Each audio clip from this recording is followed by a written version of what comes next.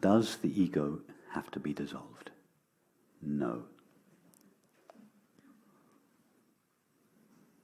To suggest that the ego has to be dissolved, for an ego to be dissolved, it must first exist. And if the ego exists, then infinite awareness cannot be infinite awareness, because you cannot have the finite and the infinite alongside each other. There is no room in the infinite for the finite. So to assert the existence of the ego is to deny the presence of awareness, or is to deny God's infinite being. But the ego is created at an early age. The ego is never created, it never exists, it is never destroyed or dissolved. There is only one... Joachim, don't listen to this. There is only one self, one I, one reality, which itself takes the shape of thinking, feeling, and perceiving. And in the activity of thinking, feeling, and perceiving, it seems to throw a veil over itself. It veils itself with its own activity, and as a result appears to itself to be something limited, just as the movie could be said to be the activity of the screen with which the screen seems, but never really, veils itself. How is that different than when you were just having the conversation when you talked about the eye has to be disinfected? It was a different answer to a different question. If somebody coming from Scotland asks how to get to the to Buckland Hall, Google says you go down the M6 and turn right. If someone's coming from Brighton, they say you go up the M23 and turn left. Two different instructions to the same place that seem to contradict each other, but are really the same instruction. That's not very helpful.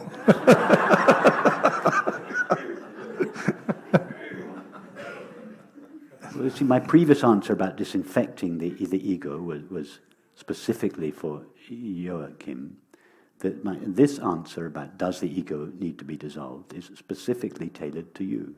Well, I guess I feel I have to dissolve my ego for me to fully shine. That feeling itself is the ego. Right. There, I want that to dissolve. Right there. That feeling, I want it to dissolve, is the illusory appearance of the ego. How could something that is not real dissolve? I'd like to know the answer to that. Right. Tell me how to do that. Because it's like the crystal that has the cracks and the occlusions. Imagine you're walking along let me borrow a well-known metaphor from the Vedantic tradition that you're all familiar with. You're walking along the lane here, along the lane here at night. It's dark. And you see on the track in front of you what appears to be a snake. And as a result, you are afraid. How are you going to get rid of the snake? You think, in order to be free of my fear, I have to get rid of the snake. Now, what are you going to do to get rid of the snake? Shoot it.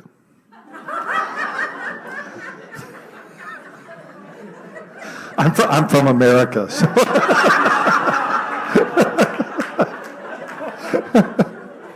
No. I'm next to you and I would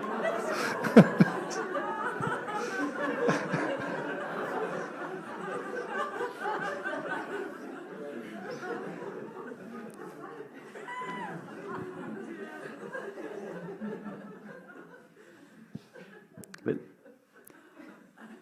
you cannot shoot the snake. It's a stick. You mistook it for a snake. It's a stick. Oh, a stick. It's not a snake. No. Oh.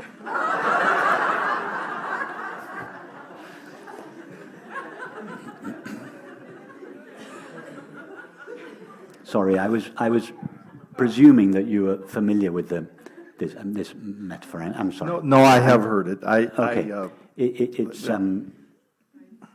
So you're walking along. You see what appears to you to be a snake. I should have said. I presumed your knowledge.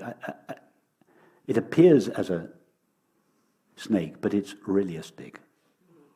Okay. So now, what are you going to do to get rid of the snake? Realize it's a stick. And as a result, be relieved of your fear. Realize it's a stick. Okay. How are you going to realize it's a stick? What do you need to do? Do you need to dissolve the snake? Or get rid of the snake? No. You're quite right. You need to realize it's a stick. Now, what are you going to do to realize it's a stick, not a snake? I just know it's a stick. No, you don't. You think it's a snake. You're walking along, it's dark, you think it's a snake and you're afraid.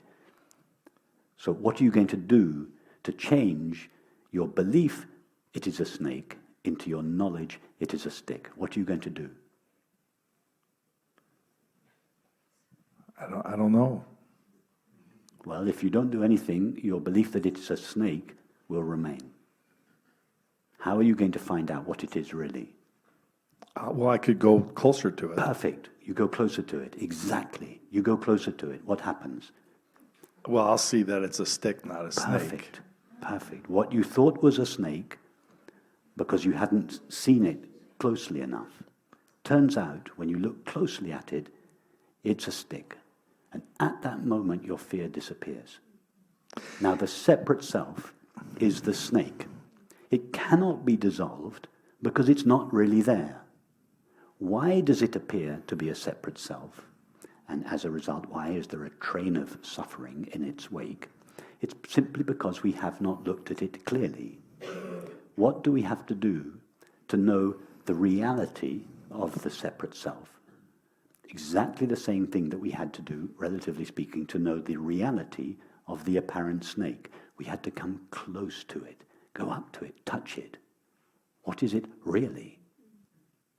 And the seeing of the stick is the dissolution of the apparent snake. But there's no real dissolution. We didn't have to get rid of the snake because the snake never came into existence in the first place. It was never there. And therefore it cannot be destroyed, dissolved, or got rid of. All that is necessary is to see the reality of the stick. And that is why in this tradition we do not pay too much attention to our suffering. Yes, the teaching, in order to, because the teaching wants to reach everybody, the teaching will go to us, meet us in our suffering, and to a greater or lesser degree, depending on the person, will condone the existence of suffering. Will even dialogue with it to a certain extent. But we don't spend much time there. In other words, we don't spend much time with the snake. We go directly to see its reality. That takes care of the snake. Can I interject something here? At that point, it feels to me like the path that I heard you, and kind of why I'm here, is the path where I can kind of withdraw from, let's say, mental loops that I find myself in. And I could withdraw and say, no, I'm not that. That's my mind. I am what knows that meant the mind. And that's been extremely useful for me. But the path then from here to the heart is the path of love, but the love is intertwined with pain. And so I feel both. And that's the tougher path. So the first path, the path of the head, is easy for me. The knowing that, but I guess in my mind, the dissolving of the being able to fully get to the path of the heart is intertwined with pain. So as I feel love, I also feel the pain. And it's tough to separate the two. But it's not two different paths. They're the same. Ultimately, it's the same path, if I were to say to you,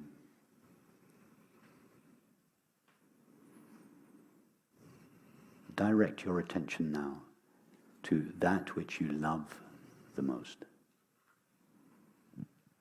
Sorry, direct your feeling. Go with your feeling to that you love the most. Where would you go?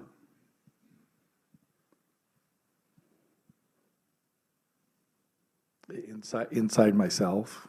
Yes, try to say more about it. I know it's not easy, but try to tell us more. If you can more, you try to find words that say more specifically to what it is you go to when you go to that which is most precious.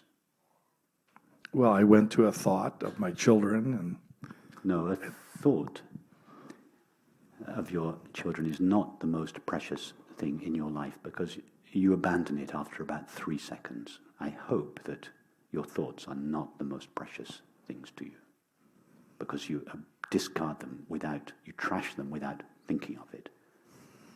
Even now, the thought you were referring to of your children has vanished. It can't have been that precious. Go to that which is truly precious to you.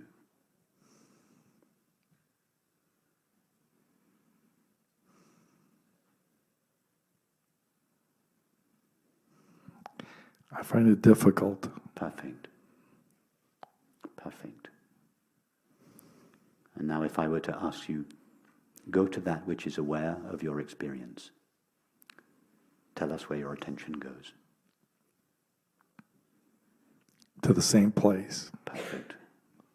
The first path was the path of love. The second path was the path of knowledge.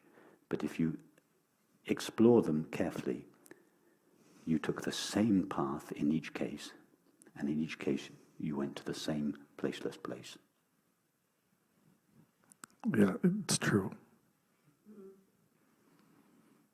So I recommend that you travel on both paths equally,